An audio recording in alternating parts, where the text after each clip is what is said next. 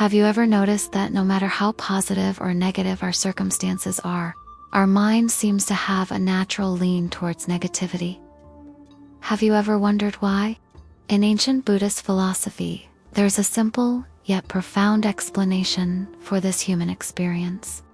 The key lies in understanding the core teachings of Buddhism and its intricate psychological observations. Let's delve deep into this fascinating topic. The Buddha's foundational teaching, the Four Noble Truths, provides a diagnostic map of our suffering. The first truth states that dukkha, often translated as suffering, but more accurately, unsatisfactoriness, is an inherent part of life. This isn't pessimism. It's a pragmatic observation.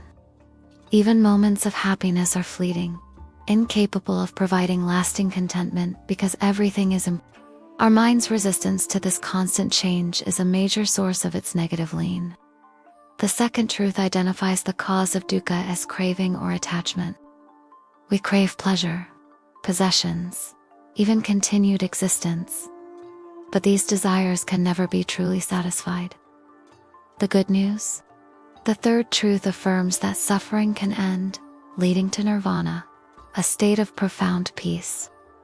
And the fourth truth outlines the path to this liberation, the Noble Eightfold Path. At the heart of our minds, negative tendencies lie, what Buddhism calls the three poisons: ignorance, craving, and aversion. Now, these are not just surface-level manifestations. They run deep within our psyche. Ignorance, in the Buddhist context, isn't about being It's a fundamental misunderstanding of reality.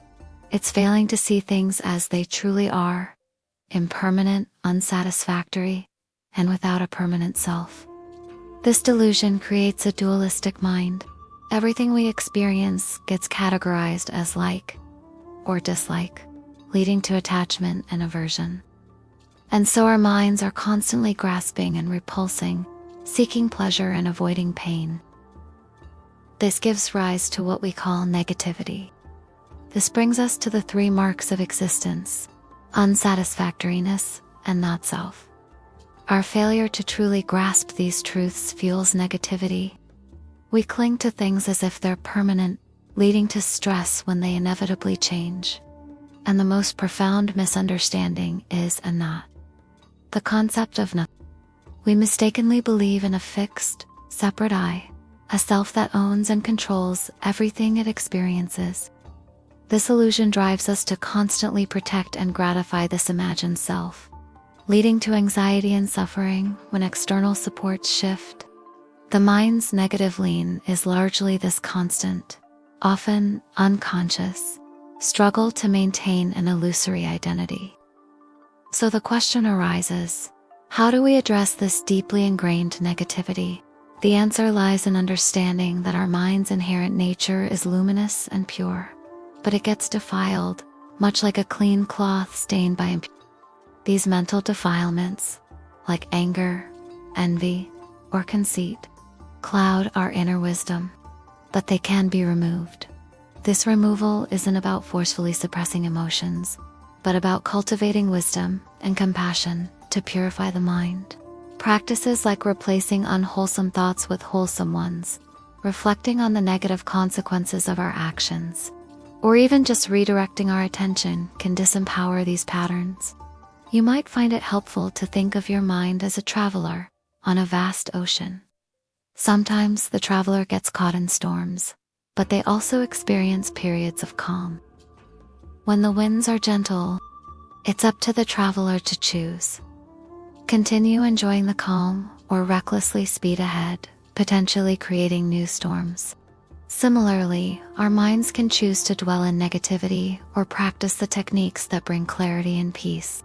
In essence, the Buddha's teachings offer a roadmap to navigate the vast ocean of the mind. It's a journey of self-discovery and transformation. By understanding the root causes of negativity, we can begin to uproot these patterns, replacing them with wisdom and compassion. This journey doesn't negate the reality of suffering, but it does offer a path to liberation. allowing us to rewrite our narrative from one of struggle to one of profound peace and understanding. Remember, the mind's inclination towards negativity isn't a fixed destiny, but a conditioned habit. By understanding its roots in ignorance, craving, and aversion, and by diligently practicing the path of mental purification, we can decondition these patterns. This isn't a passive process, but an active engagement with our thoughts and emotions. It's about choosing to turn away from negativity and cultivate the seeds of wisdom and compassion. With consistent practice, this choice becomes easier, leading to a life less burdened by negativity and more enriched by understanding and peace. So friends, I invite you to embark on this transformative journey. Start by understanding the deeper causes of negativity and take small steps each day to purify your mind. Over time, you'll notice a shift, not just in your emotional landscape, but in your entire perspective of life. You'll start to see that every experience, whether pleasant or unpleasant, is a valuable teacher, leading you towards greater wisdom and liberation. Thank you for watching. May you find peace in every step of your journey.